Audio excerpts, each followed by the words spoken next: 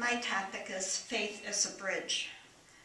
Being at the point of dealing with end-of-life issues is very devastating. I've dealt with them caring for my parents and my brothers, and now with my 87-year-old sister who's in a retirement home. Dealing with these issues has notched away at our family circle to the extent that my son Tony and we only have each other and some very close friends, as I'd call them, my extended family. The most painful of all of these has been dealing with the recent illness and death of my husband, Bob. Going through the ordeal has been so very painfully horrific. Emotionally, I felt a part of my heart was being etched off more and more each day. So profoundly physically draining, I felt I was always at the point of collapse, and of course, mentally exhausting. I was now totally in command. The weight of all the responsibility was overwhelming, and that responsibility kept snowballing and snowballing. My one solace at this point was being able to attend 6:30 Mass here at St. Paul's. That gave me structure each day, and it grounded me. There were some mornings I would just break down in church to whoever, Father Kowal mainly, poor guy, along with Father Dan, Father Rob, and Father Charles, or to my 6:30 cohorts. No matter how bad I felt, a hug or a shared tear was my energy and my spirit for the rest of the day. They prayed with us and for us. Those faith-filled mornings were my salvation and my life force. Tony and I started to notice changes in Bob in about 2005. His personality started to flatline. There was an example of he lost a credit card and came home and he, took it as matter-of-factly. I would go ballistic. But, and then he would be very quiet, not contributing to a conversation. After a back surgery in June of 2006, he was recommended to be tested. He would, August 19th, he was diagnosed with vascular dementia. Basically, a very slow death, where blood supply is cut off to the brain, robbing the cells of the brain, robbing the individual of his basic functions, cognitive thinking and speech. And that, for me, was the most horrific. On the ride home from the hospital after the diagnosis, I cried, then became frozen to the point of numbness. On our arrival at home, Tony wanted to take his dad to lunch at the Pancake House because they always talked about going to a business lunch. I had business lunches at work. These two guys would go to the Pancake House. But anyway, so that day Tony took his dad to the Pancake House. I don't like it, so I was going to stay home. I walked into the house. The phone was ringing. Here it was a hospital in San Antonio, Texas, telling me that my brother had fallen in a mall on August 15th, and it took them a few days to find me. They actually found the name of the condo complex in his wallet, and through that they were able to locate me because he had listed me as an emergency contact. He was now on life support, and would I be able to fly out there? My world, as I had known it, was shaken to the core. What did I do? I made dinner for my boys, and in the morning I went to 6:30 Mass, as always.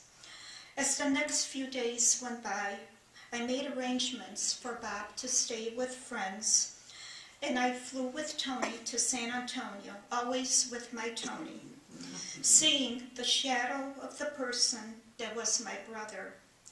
After consulting with the doctors, we made the gut-wrenching decision to turn off the life support machines and held my brother as his life ebbed away. After Louis' funeral, which was here at St. Paul's, I had Louis flown here because it was easier for the whole family. And then there was still all those legal issues of closing his apartment. We flew out there like 3 times and dealing with an unbelievable amount of paperwork in the process. But in the morning, I went to 6:30 Mass. How do you possibly get through something like this? One day at a time. And if that's too much, and it often was, 1 hour at a time, 1 minute at a time, and prayer. By May of '07, I had the support of hospice for my Bob, who at this point was wheelchair bound. Our home became a nursing home. I tried to get help, but it was like a revolving door. So it was just me and Tony, basically, with just a few people periodically that would give us a break. He was now totally dependent on Tony and I. If I put his arms around me, he would still be able to hug me. I hung on and went to the 6:30 Mass in the morning. At night, Tony and I prayed with Bob, and always, always singing Kumbaya after the Our Father. It was our ritual. The Our Father was so very special to him that even when Father Carl was administrating the last rites, he who hadn't talked for so long mouthed the prayer of the Our Father. Reality of life still was definitely in my face. There were financial issues to deal with, all kinds of legalese stuff, maintaining the house, just a mountain of stuff. In marriage, there's always a balance to make things work, until illness hits. The balance then shifts. Suddenly, it's all on one person. You become the all. There is no we anymore. And you pray. In September of '07, Bob was not able to stand, let alone walk. I couldn't handle it anymore. Tony and I could not take care of Bob at home. We made the excruciating decision to put Bob in Nazarethville nursing home at the advice of one of the nurses from hospice. That was very, very difficult. But from a physical standpoint, it was a little easier for me. However, still emotionally and mentally draining. I went each day and I had dinner with him, and Tony, who worked, was not available during the week, but on the weekends we were still a family. I went each day and had dinner with him during the week and witnessed his decline each and every day. Due to his condition, Bob a number of times would aspirate on his food. There were a number of choking episodes, so very difficult for us to watch. As time went on, Bob went on pureed foods and even then had trouble swallowing. Our days and evenings were wrapped around the nursing home. Tony and I became fixtures there because we were advocates for my Bob. No one could go in that room to do anything because I was like a mother lion.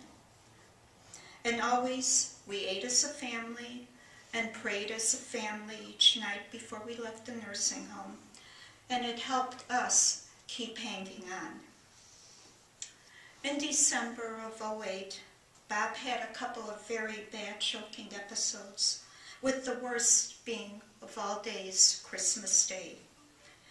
Then in January of '09, the beginning of the month, He ended up in Lutheran General with double pneumonia. We still hung on and prayed. After a few days, we made Bob's final journey to the Ark of St. Matthew's, where almost a month to the day, Bob passed away, taking his last breath in our arms. God called him on February 6th. Later, as I walked out the door of the Ark with Tony, thinking, I'll never walk through any door again with Bob. But I do know that he's always with us and walking beside us. The next morning just happened to be the first Saturday of the month. We went to Mass, I read, and shared the hugs of all our Mass buddies, telling them about Bob's passing. Bob and I shared 40 years and 8 months together, an accomplishment for any couple. We celebrated our 40th at the nursing home with all our friends.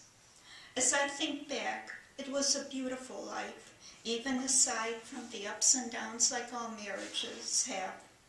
And with 19 years difference in age, almost 20, it was really a challenge, but we did make it work. And now, as I think back, it's difficult imagining going through something like this without having something to hold on to. For me, my faith was the steel backbone that gave me the strength to hold on each day. That, in a great part, is something that I've grown up with: prayer, Mass, not always 6:30, and the strength that faith gives was a part of my life for my parents. Now, as I look back, I always saw the strength and the deep, profound faith in my parents. They lost so much in their lives, had so much pain and injustice done to them. They never gave up, never lost that faith, and lived to the age of 90, Mom, and my dad to 96, and always, always with a prayer on their lips. How can I not emulate them? They are in a large part responsible for that faith in me that doesn't falter. That is my fountain of strength and spirit. I always had a deep devotion to the little flower. Even as a child, I always visualized her as someone small like me, but of course, very strong of spirit and faith. She went to Jesus in prayer as a child, simple and direct. To what I think sustains me, I'm around little ones all the time, as a lunch mom, as a CCD teacher. When I walk out of that classroom each day, I feel like I'm 6 feet tall. And I volunteer at the nursing home, and there too, those residents beam when they see me or Tony. They too are so simple and direct. I would imagine the little flower did little things in a big way, and that's how I live my life now. Thank you. I live it with faith.